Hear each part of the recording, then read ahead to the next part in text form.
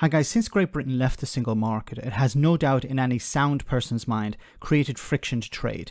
More paperwork is required. This paperwork comes at a cost to businesses. But the simple fact of extra levels of bureaucracy means European customers and suppliers have shifted away from Britain as a place to do business. With that in mind, the last thing British businesses need is idiotic politicians making more idiotic statements. The last thing British companies should have to worry about is what harebrained Brexiteer idea will be extracted from Jacob Rees-Mogg's behind in order to pretend that Brexit is actually beneficial to both importers and exporters. Here Jack Semple, who heads the Engineering and Machinery Alliance, spoke to the UK Trade and Business Commission about how sentiment is harming opportunities for British businesses.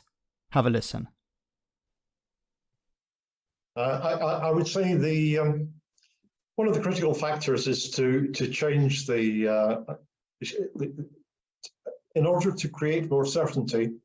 I think we need to change some of the dialogue and some of the conversation around our relationship with the EU.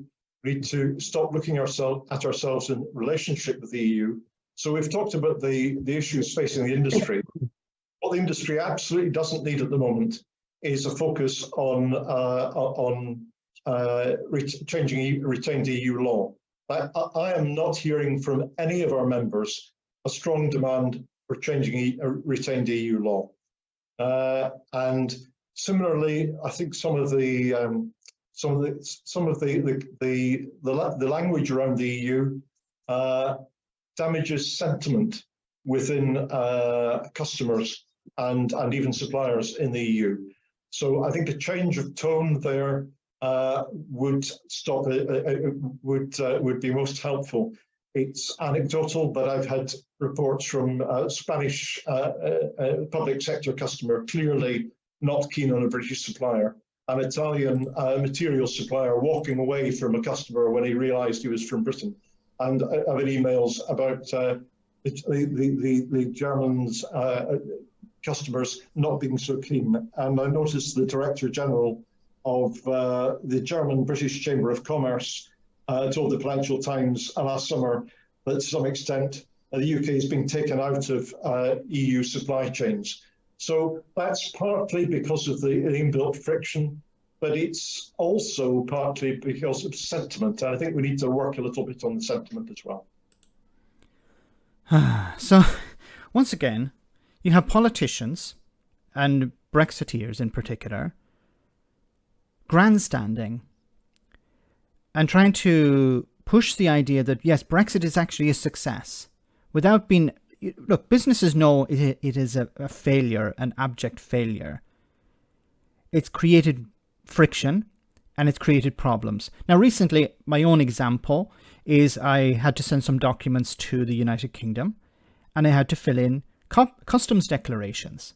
Now, it took about 5 or 6 minutes to complete the document, but that I had to fill out a custom declaration for each of these documents. Each of them were going to different addresses, and I had to fill out a customs declaration. Now, if I was a business, I'd actually have to hire staff to do that, because I wouldn't be able to do this if you're sending hundreds of products every day all around the UK to different sites in the UK, different customers. There's a huge amount of paperwork there, and there's a cost, of course, related to that. And now with the bonfire of EU rules and regulations that Jacob Rees-Mogg and other Brexiteers want to push through Parliament, this is going to create another headache for British businesses. Now, it's been sold as it's deregulation, it's removing paperwork, it's removing regulations. But it makes the UK less attractive as a place to do business with. Because the further the UK moves away from EU rules and regulations, the more paperwork there will be required.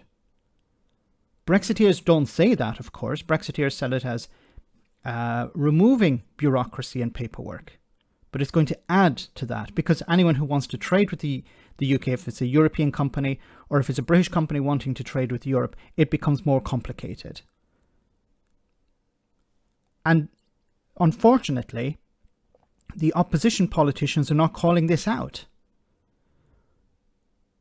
This bill to remove EU regulation. And remember, a lot of these regulations were written by British politicians when the UK was a member of the European Union.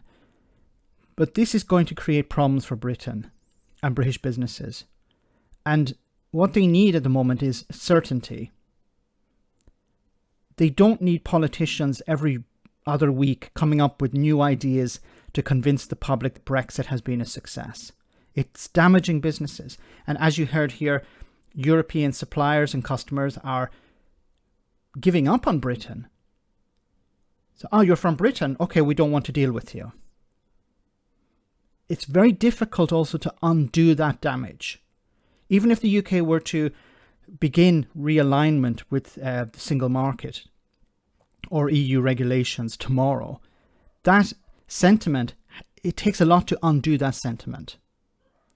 Let me know in the comment section, guys, what you think about all of this. As always, your comments are greatly appreciated. Thanks a lot.